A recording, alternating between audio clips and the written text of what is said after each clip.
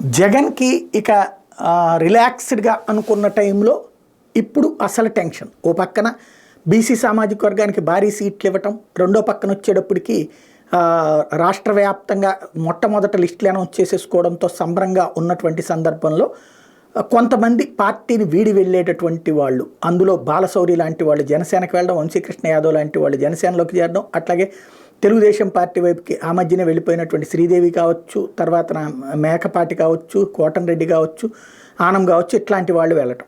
అయితే ఇప్పుడు భారీగా ఎస్సీ సామాజిక వర్గానికి సంబంధించి సీట్లు రాకపోతే వెళ్ళిపోతున్నారంటే లేదు, ఇప్పుడు సిట్టింగ్లుగా ఉన్నటువంటి వాళ్ళల్లో చాలామంది ఆగుతున్నారు. ఇప్పుడు తాజాగా మహేందర్ రెడ్డి వెళ్ళిపోతున్నారు కందకూరు నుంచి అన్నటువంటి ప్రచారం మళ్ళీ చేశారు, కానీ ఆయన నేను ఎక్కడికి వెళ్ళట్లేదని ప్రకటించారు. అట్లాగే చూసుకుంటే వరుసనే ఎమ్మెల్యేల పరంగా అయితే జగన్ని వీడి వెళ్ళడం అంటే మొన్ననే చిట్టిబాబు వెళ్ళట్లేదని చెప్పేశారు, సుధాకర్ బాబు వెళ్ళట్లేదని చెప్పేశారు. సిట్టింగ్ ఎమ్మెల్యేల్లో ఇట్లా వెళ్ళిపోతారు అన్నటువంటి ప్రచారాలను తోసిపుచ్చుతూ మేము పార్టీలోనే ఉంటామని చెప్తున్నటువంటి వాళ్ళు క్రమంగా ముందుకు వస్తూ ఉండటం అన్నటువంటిది కీలకమైనటువంటిది. తాజాగా చిత్తూరు జిల్లా పూతలపట్టు ఎమ్మెల్యే ఎంఎస్ బాబు కూడా తాను కాంగ్రెస్ పార్టీలో చేరుతున్నట్టు వచ్చినటువంటి కథనాల మీద స్పందించారు. తన ప్రయాణం వైసీపీతోనే, అది జగన్మోహన్ రెడ్డితో నేను స్పష్టం చేశారు. పూతలపట్టు ఎమ్మెల్యే అభ్యర్థిగా వైసీపీ అధిష్టానం సునీల్ని ఖరారు చేసినటువంటి నేపథ్యంలో ఆయన వెళ్ళిపోతున్నా అన్నటువంటి ప్రచారాన్ని తోసిపుచ్చారు.